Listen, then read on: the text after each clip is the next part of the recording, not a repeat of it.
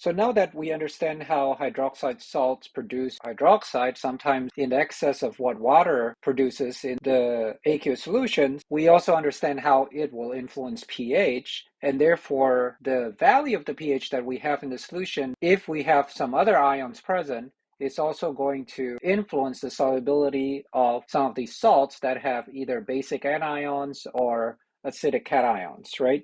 And so we're going to take a look at how pH influences solubility by, first considering that magnesium hydroxide salt that we were just talking about, it, remember, had a pH of 10.5 when we calculated based on the concentration of hydroxide that it produces. Now, if I add more hydroxide to the solution, as you might imagine by Le Chatelier principle, having more hydroxide here would shift that equilibrium to the left, which means that I'm going to have a solubility that's less than the solubility of the magnesium hydroxide on its own. But if I were to add acid, which is H+, well, the acid is going to react with OH- to produce water, thereby consuming OH- from here. And then so if this is removed, then the equilibrium would shift to the right and dissolve some more of the magnesium hydroxide. This is, matter of fact, the experiment you did in your Le Chatelier principle lab. Generally speaking, we can say that the insoluble bases will dissolve more in acidic solution. So the lower the pH you make, the more soluble these salts are going to be. So you might recall at the beginning of the solubility chapter,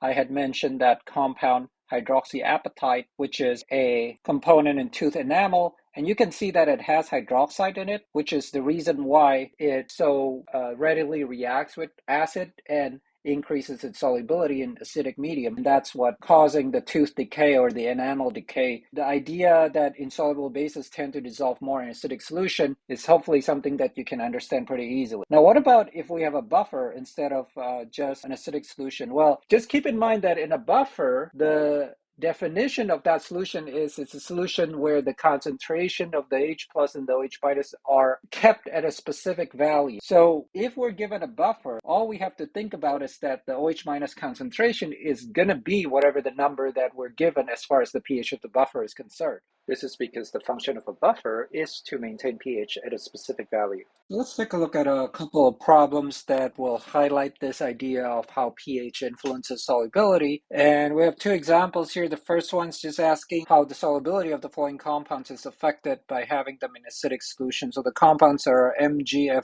AgCl, and CaOH2. And so I answer it here on the right side. And the concept you want to keep in mind, as we just discussed, is just whether the anion in the compounds is a base or not. So if it is, then the more acid concentration increases, the more those bases are going to be reacting or neutralized by the acid, which means that because the base, or the anion in this case, is a product in the solubility equilibrium, by Le Chatelier principle, you're going to have to produce more of the base to get back to equilibrium. So if I look at the three compounds that are given in that question, MgF2, AgCl, and CaOH2, they break apart into these three pairs of ions here, but we're more interested in just the anions to see if those will act as bases. And of the three, two of them will act as a base. So F minus is a weak base, and then OH minus is a strong base. Cl minus is a neutral ion, so that one is not going to do anything. But then the weak base and the strong base both will react with acid, so therefore having both of these in acidic solution will definitely increase their solubility. Now let's take a look at the second question, which is asking about how the molar solubility of zinc hydroxide changes in pure water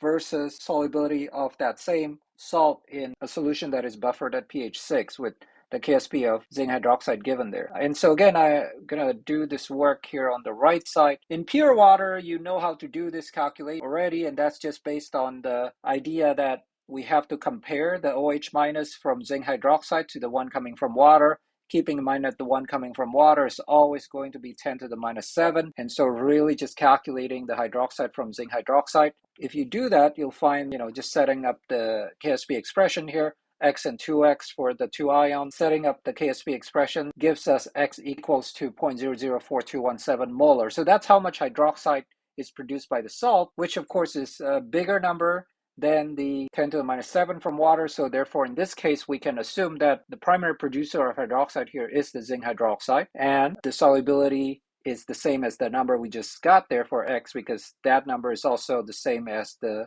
zinc ion concentration, which of course comes from the zinc hydroxide. So this is the solubility in pure water of zinc hydroxide.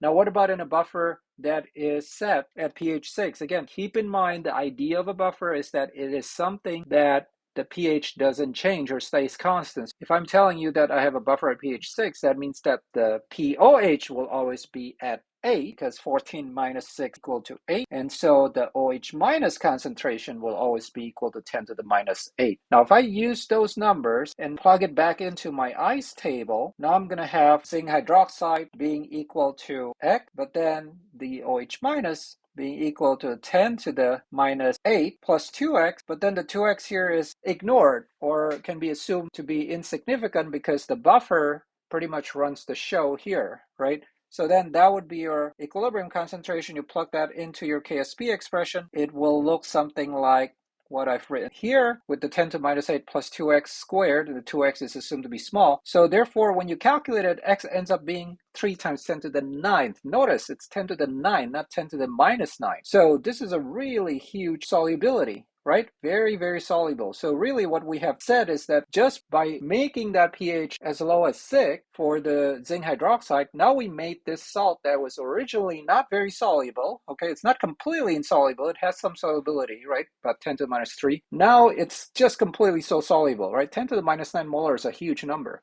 So you just made that salt to become very, very soluble. I use this example specifically because this was an experiment you did in your Le Chaleur principal lab. You had zinc hydroxide and you started adding more and more acid to it, which of course increases the solubility. So at some point, all the precipitate disappears because you've brought the pH down so low that the solubility of zinc hydroxide now has gone way past the number that we originally had for the solubility in pure water.